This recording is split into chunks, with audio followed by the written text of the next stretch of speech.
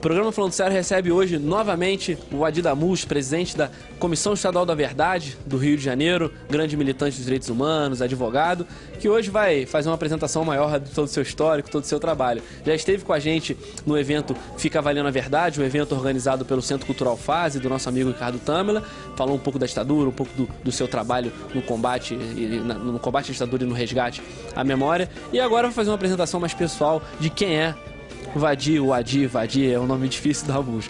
Adi, muito obrigado pela participação e conta pro povo aí como é que começou sua militância. Obrigado a você, Yuri. É sempre um prazer vir a Petrópolis, né? Sou advogado. Até recentemente fui presidente da Ordem dos Advogados do Brasil do Rio de Janeiro. Depois de uma longa militância profissional na advocacia trabalhista, fui líder estudantil à época da faculdade, militei como advogado no Maranhão, onde ajudei a fundar o Partido dos Trabalhadores na década de 80. Trabalhei com camponeses lá naquele estado. Depois voltei para o Rio, me engajei na luta pela reconquista da OAB para as mãos dos advogados progressistas, daqueles que entendiam que a OAB não pode virar as costas para a sociedade. Fui presidente por 6 anos. Hoje presido a Comissão da Verdade do Rio e a Comissão Nacional de Direitos Humanos da Ordem dos Advogados do Brasil. Muito bom. E durante a OAB, qual foi sua linha de atuação? Hoje na Comissão Estadual da Verdade, o que você pensa da política? Como você tem sido aí um agente transformador? Na OAB, o que nós procuramos fazer foi resgatar a entidade, recuperar o papel institucional que a OAB sempre teve. A OAB, ela nasceu em 1930, ela foi fundada ali naquele momento em plena ebulição sociopolítica no país, foi a época da Revolução de 30. Então a OAB já nasceu com batismo de sangue, né? E durante alguns anos aqui, para ser mais preciso, 16 anos, no Rio de Janeiro, que é a seccional mais importante do Brasil, a OAB se afastou desses embates, a OAB se voltou para dentro de si mesma e até as questões corporativas mais importantes foram abandonadas pela entidade. Então o que nós procuramos fazer foi devolver a OAB para os advogados e devolver a OAB para a sociedade. E acho que tivemos êxito nesse sentido. Hoje a OAB voltou a ser a entidade vibrante que sempre foi, com diálogo social intenso, com participação nas questões mais importantes que dizem respeito à cidadania brasileira, né? E eu destaco aí na minha época, né, a campanha Pela Memória e pela Verdade, que foi precursora da criação da Comissão Nacional da Verdade no ano seguinte. Então essa foi a nossa principal tarefa e acho que foi bem cumprida a época da OAB. Muito bom. E agora, em frente à Comissão Estadual da Verdade, a gente já discutiu bastante isso na outra entrevista, todo o trabalho que você tem feito, todo esse avanço que foi conquistado na memória pelo Estado. Mas o que você pensa, num ponto de vista político mais amplo, que o Estado e o Brasil como um todo precisam? O que a política hoje tem que fazer para melhorar? Olha, nós estamos passando já há algum tempo por um período preocupante no que diz respeito à forma como a população brasileira, certos segmentos da população brasileira, sobretudo a juventude, vem à política, né? Até por conta de um processo lamentável de criminalização da política, de generalizações indevidas, no sentido de se dizer que a política é atividade de malfeitores, que os políticos não prestam, que quem exerce a política é vagabundo, né? Isso tem contribuído para que, sobretudo, os jovens se afastem da política. Essa semana foi divulgada a pesquisa, foi divulgada uma informação de que apenas 25% daqueles que têm entre 16 e 20 anos vão votar nas eleições, né? A grande maioria não vai. E isso é muito preocupante, né?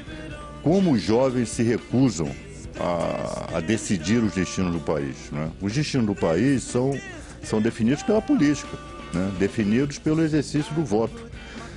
Embora a nossa democracia tenha muitos problemas, inclusive problema de representação, a representação política brasileira é ruim, ela merece, precisa ser qualificada, mas não é com abstenção, não é com voltando as costas para a política que nós vamos resolver isso. Pelo contrário, abandonam-se a política exatamente nas mãos daqueles, né, que desonram a política, né? Então, isso nos preocupa profundamente.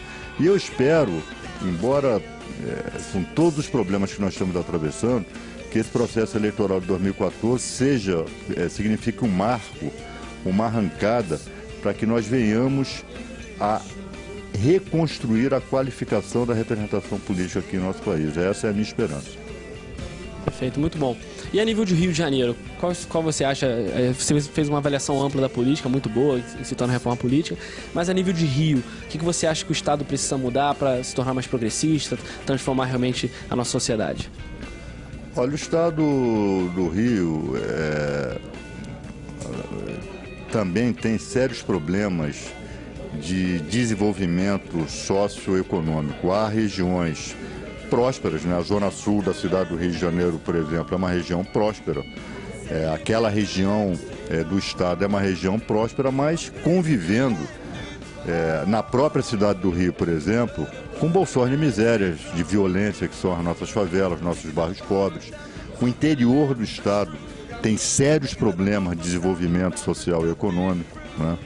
Em que campeia a pobreza, campeia a falta de saneamento básico, campeia a falta,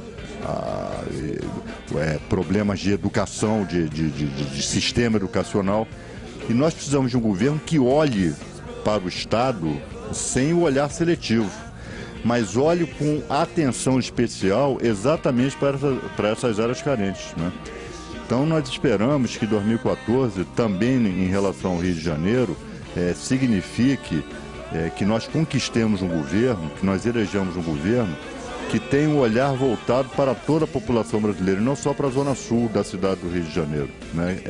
Para onde, basicamente, os governos mais recentes governaram, né? Essa é a minha expectativa em relação ao estado do Rio de Janeiro, que nós elejamos uma bancada parlamentar qualificada na Assembleia Legislativa e na Câmara dos Deputados, porque o povo do Rio de Janeiro está precisando disso, de qualidade na política, de seriedade na política, de uma política voltada para os melhores interesses da população, sobretudo da população mais sofrida do nosso estado.